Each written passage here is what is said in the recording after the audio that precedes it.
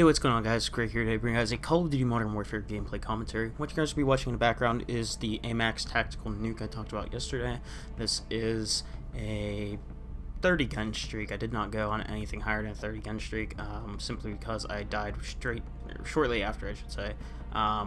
But anyways, I was using Specialist this game just because yesterday I was just really in a Specialist mood, and if you guys missed it, I actually got nuked yesterday while I was running Specialist, and I even had two over 12 gun streaks, so if I was running the Advanced instead, I don't think I would have probably gotten nuked, considering I would have had two Advanced UAVs, which should, in theory, make the guy that was on his nuke streak die.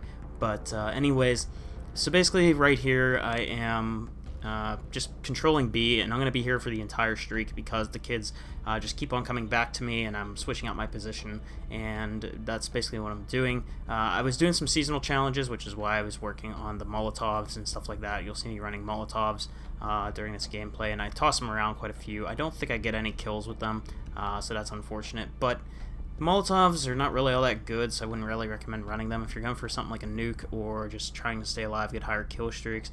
Claymores and the proximity mines are really good. If you're going to be playing objective, then frags, semtexes, C4s are really good as well. But if you're looking to stay alive, play defensive, and try to take each gunfight individually, and just have the best advantage you can, and not have to rely on teammates being around you, and if you're trying to just patrol an area by yourself, Claymores and proximity mines are really good, and that's why you'll see a lot of people, whenever they're going for nukes, they'll use proximity mines because they don't want to rely on their teammates to be around them and stuff like that, and that's why you see a lot of people will use those two pieces of equipment, so it's really good. But anyways, right here, like I said, I'm just patrolling this B flag area on Tavorsk District, and I was not really expecting to get a nuke instantly on Tavorsk District with this gun, considering this gun has a lot of recoil, and while it is a very strong gun, I don't think it's going to be replaced by the AK-47, and yeah, the reason I think it's not going to be replaced by the AK-47 is just because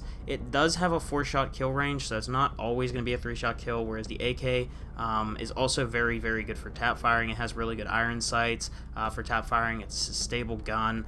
You can basically tap fire the AK to have like 0 recoil, and this gun does not feel good like a tap firing weapon. So the AK, once again, is just the best 7.62 weapon for range. This is somewhere in between the CR-17 and the AK-47. I don't really think it's, like I said, an overpowered gun. I don't really think it's a crazy gun by any means, but it is a good gun.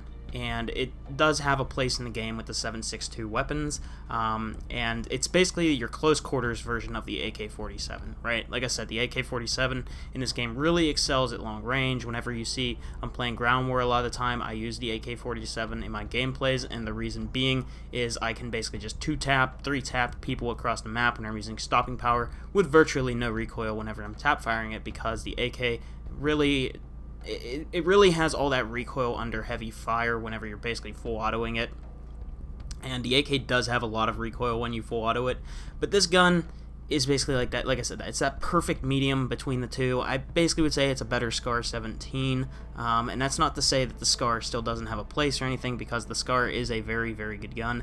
It doesn't have as heavy recoil as this gun, I would say. I feel like this gun has more vertical kick than the SCAR. The SCAR's got a little bit of horizontal, but the SCAR is super easy to control.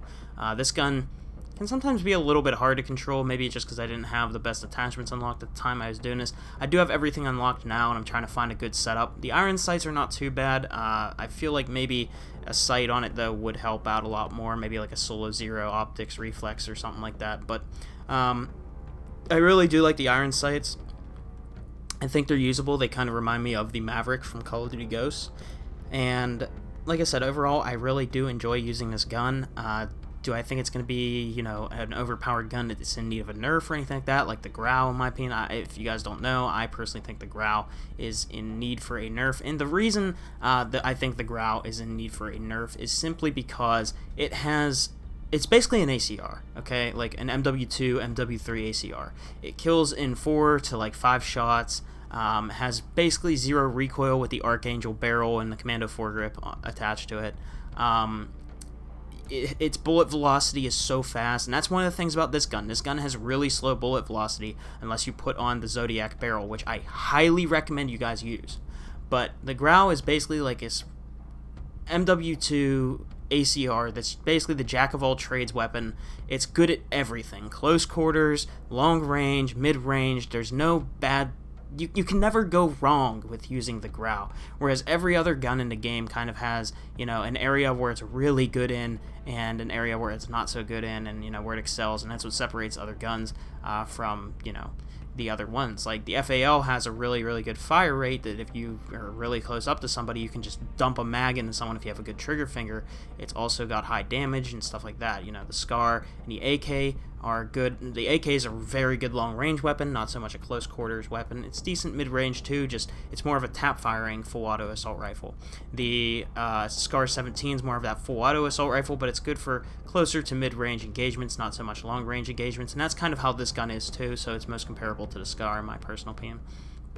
And then there's other guns, like the M4, which is also basically like a jack-of-all-trades type of gun. I don't think the M4 is quite as overpowered as the Grau, though, simply because the M4 has a lot more recoil that needs to be controlled than the Grau, regardless of what barrel you put on the M16, or not the M16, the M4. I personally think the M16A3 Grenadier barrel, or whatever, Corvus Custom barrel, is very good on the M4. I think that one has the best, for me at least, recoil control. I don't really like the 20-inch Grenadier barrel, or whatever the heck it's called, but anyway, so that's why I feel that the Grau needs a nerf. But the Fennec, the Vector, is also a very good gun that's been added to Season 4. I'm going to have a gameplay with that coming up soon, hopefully.